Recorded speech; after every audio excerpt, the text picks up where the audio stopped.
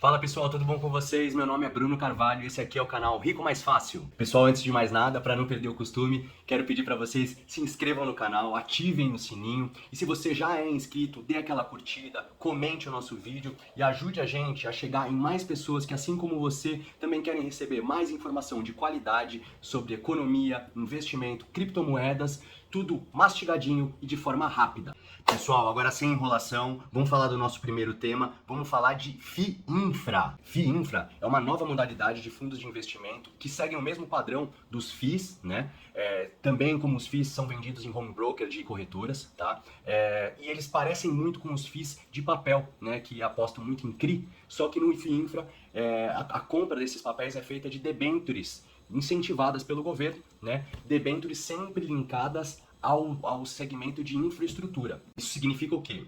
Esses FIINFRAs, eles vão investir exclusivamente em empresas que vão produzir infraestrutura para o nosso país, ou seja, rodovias, ferrovias, portos, estimular saneamento básico, produção de eletricidade, tudo que vai fazer com que o nosso país economicamente ande. Isso é legal pra caramba. Além disso, esses FIIs eles trazem algumas vantagens para o investidor também, tá? Os pontos principais, assim como os FIIs normais, o pagamento de dividendo, ele geralmente é mensal nesses FIINFRAs, e esses dividendos, eles são isentos de imposto de renda, só que com uma vantagem maravilhosa para o FIINFRA. O ganho sobre capital na venda desses produtos, que você ganha naquela diferença entre o preço que você pagou e o preço que você vendeu, também são isentos. Esses FIINFRAs, eles têm pago dividendos bem interessantes. Tem FIINFRA pagando aí 16% ao ano. Mas o ponto de atenção importante é sempre lembrar que ainda são produtos novos, que ainda não tem testagem. Então, é sempre importante a gente ir com o pezinho no freio, com cautela na compra desse tipo de produto. Além disso, são produtos que ainda estão em pouquíssimo número no mercado. Hoje no mercado, os produtos que têm maior liquidez de venda são, por exemplo, o BDI F11, o IFRA 11, o Juro 11, aliás, um belo nome por sinal, e o BODB 11. São os produtos mais famosos e que têm maior liquidez aí para você procurar. Falando a minha opinião, eu achei muito bacana. Principalmente a questão de ser ligado à infraestrutura, em trazer um estímulo para o nosso país, é uma coisa muito legal, tá? E a questão do dividendo bacana que está sendo pago aí, e a questão de imposto de renda, isenção na venda, isso a gente com certeza dificilmente vai achar por aí. Nossa segunda parte do vídeo, a gente vai falar de notícias não tão boas, tá? Primeiro a gente vai falar do influenciador Rob Correa, que ele é muito focado principalmente em mercado imobiliário, né? Ele fala mais do mercado americano, mas também fala do mercado brasileiro. E ele trouxe alguns pontos importantes aí pra gente ficar ligado, principalmente pensando em queda nos FIIs nos próximos meses aí. Ele tocou muito no ponto da vacância que está acontecendo, principalmente nos FIIs de lajes corporativas. Então, não tá legal. Inclusive, esses FIIs estão com preço por valor para patrimonial bem descontado, já botando isso na conta. Outro ponto legal que ele falou, não tão legal na verdade, é sobre a questão das construtoras em si, que estão com queda de margem no valor de construção muito grande. A queda de vendas também está começando a acontecer, né? E principalmente o custo de contenção está muito alto. Então é bom a gente ficar ligado no mercado imobiliário, que para frente aí não deve vir tão boas notícias. Bom, e agora tocando um pouquinho no mercado de ações, né, estoques americanas e criptomoeda. Eu elenquei 5 pontos que podem significar que a gente ainda nesse ano pode ter mais quedas nesses mercados. O primeiro ponto, e talvez o principal, é os juros americano. Com os juros com expectativa de aumento agora nessa próxima reunião do Fed em 0,75, a gente está tendo invariavelmente uma grande fuga de capital dos mercados voláteis para a renda fixa americana, que é um mercado seguro.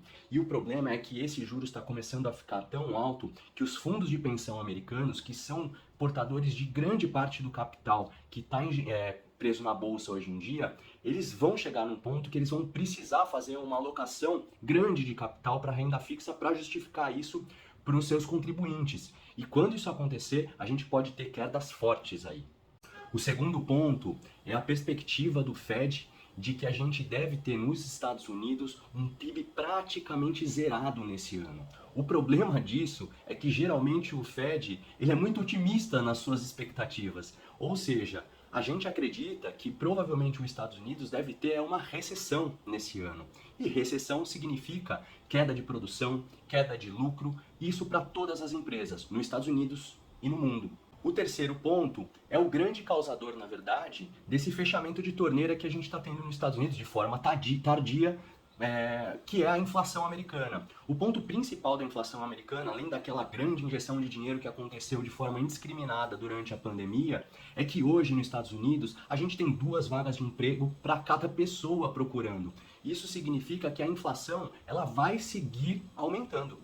Se ela segue aumentando, o controle dos juros vai ter que ser ainda com rédeas mais firmes, mais curtas, porque senão o Fed não vai conseguir segurar. O quarto ponto é especificamente para criptomoedas. A gente tem tido cada vez mais sinais do Fed, principalmente do seu Jerome Powell, que a gente deve ter muito em breve uma regulação das criptomoedas. O primeiro ponto ele deve pegar principalmente as stablecoins, né, que elas replicam o dólar principalmente. Mas isso é uma tendência inicial. Posteriormente, com certeza, as outras criptos vão acabar, principalmente as DAO, passando por uma bela de uma regulamentação. E aí, em cabeça de governantes, sabe-se lá o que vem. E o quinto ponto, pessoal, na verdade são 2 em um só. Porque a primeira parte é a crise energética na Europa, que pode seguir ou até se agravar, às vezes chegando num ponto de que a indústria tenha que parar por uma questão de custo de aumento de energia, ao ponto que a produção não compense mais. E isso está linkado também com a questão da guerra da Rússia, que pode tomar proporções ainda maiores. A gente acredita que não e espera que não, mas de repente virá uma guerra mundial. Quanta má notícia, né, pessoal? Mas depois das más notícias, uma boa. Sempre que você tem uma expectativa tão ruim, é que se cria as grandes oportunidades.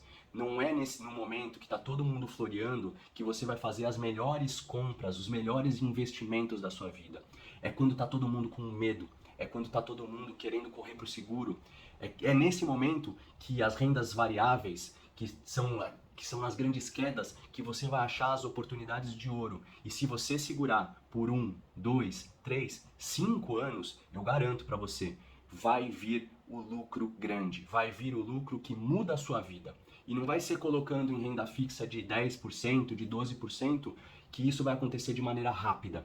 Isso vai acontecer de maneira rápida na renda variável. Pessoal, por hoje é só. Muito obrigado pela atenção. Um grande abraço para vocês. Deixem comentários com sugestões de influencers, notícias, sites, para a gente poder agregar mais informação de qualidade para vocês.